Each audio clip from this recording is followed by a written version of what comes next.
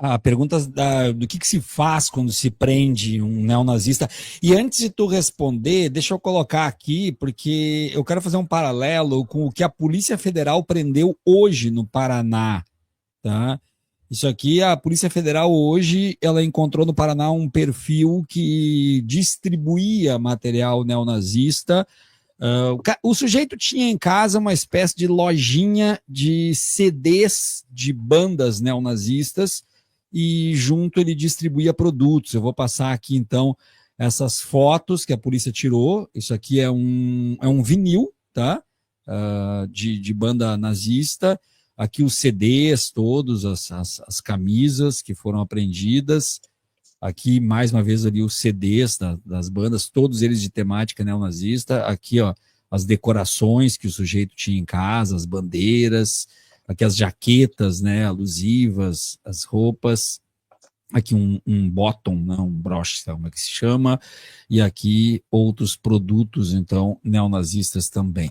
Então, esse material foi apreendido hoje aqui, para não deixar o pessoal sem informação. Na manhã dessa quarta-feira, a Polícia Federal deflagrou a Operação Trilha do Ódio, com foco no combate à disseminação de ideologias nazistas e à comercialização de materiais que fazem apologia ao nazismo em redes sociais no Paraná. A investigação identificou um perfil que incitava ao ódio e promovia discriminação contra a comunidade judaica, configurando o crime previsto na Lei 7.716 de 89. Durante a operação foram apreendidos artefatos nazistas como discos NSBM, National Socialist Black Metal, bandeiras, patches e vestimentas relacionadas a grupos neonazistas. Os itens serão submetidos à perícia técnica, informou a PF. Segundo as autoridades, o investigado atuava como um dos maiores distribuidores de materiais de propaganda supremacista branca do país. As investigações apontaram que o suspeito utilizava plataformas digitais para ampliar o alcance de suas atividades ilícitas. Além de vender itens como discos de bandas NSBM, ele promovia conteúdos que incitavam preconceito racial e ideologias extremistas. E aí a declaração da polícia foi: esse tipo de conduta é extremamente grave e será combatido com rigor. Eu te pergunto, Willy, porque muita coisa assim virou conhecimento popular. Então, o que se fala? Vai ver na Alemanha se alguém se meter a fazer apologia ao nazismo, se não vai ser preso na hora. Eles fazem isso aqui porque lá a Zanata, por exemplo, vive com aquela tiara no Brasil, mas quando foi no Parlamento Europeu não levou, porque ela sabe que lá a coisa é diferente.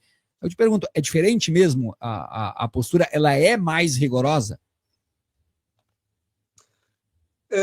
Olha, é um pouco difícil dizer que ela é mais rigorosa, por quê? Em primeiro lugar, vale lembrar que no Brasil a apologia ao nazismo é crime, então não podemos nos esquecer disso. Em segundo lugar, por que é difícil dizer que ela é mais rigorosa? Porque no momento atual, na França, por exemplo, existe um aumento. Existem reportagens que apontam um aumento da mobilização de grupos neonazistas, de grupúsculos, de células neonazistas. E por que eu digo que é complicado? Porque no ano passado houve uma dessas manifestações que foi permitida pela justiça.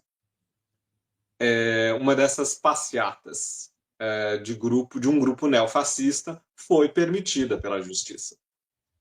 Eles não estavam necessariamente dizendo Heil Hitler, mas são conhecidamente um grupo neofascista que estava desfilando nas ruas de Paris. E naquele momento, manifestações anti-Palestina, manifestações pró-Palestina foram proibidas,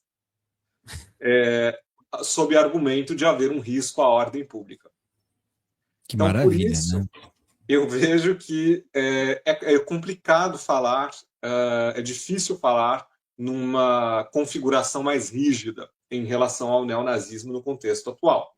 Sobretudo com o reforço da retórica xenofóbica, da retórica xenófoba, que está em vigor, está em curso em todos os países praticamente da Europa. Então, esses grupos estão se sentindo validados de uma certa maneira. Por isso, eles estão se mobilizando, pelo menos na França, cada vez mais. cada vez mais em público, eles estão fazendo festas, eles estão organizando festivais, eles estão fazendo passeatas, e não necessariamente eles estão sendo dissolvidos. Há alguns grupos que sim. Então, isso, para responder a sua pergunta, é uma coisa que acontece. A dissolução de grupos neonazistas. Então, uma autoridade política vai lá, como o primeiro-ministro, ou os nomeados pelo presidente prefeitos de polícia, que são uma espécie de delegados regionais, e eles determinam a dissolução de um grupo neonazista, a dissolução de uma célula neonazista. Então, ela, por lei, é proibida de se reunir, de voltar a se reunir. Só que já foi flagrado que algumas pessoas que flertam, que participam dessas células neonazistas, participam do partido da Marine Le Pen. Então, lá, eles participam oficialmente dos atos do partido. Quando acabam os atos, eles saem e vão para uma festa, para um after. Eles vão para uma festa depois, uma festa mais confidencial, menor, num barzinho. Mas são o quê? São encontros organizados por células neofascistas ou neonazistas.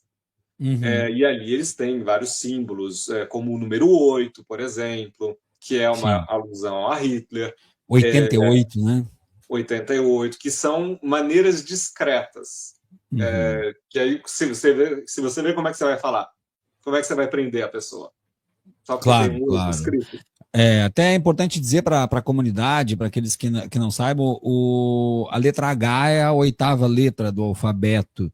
Então, quando eles colocam 88 na camisa de time de futebol, que é muito comum, né? O número 88 é um código para HH, que seria Heil Hitler.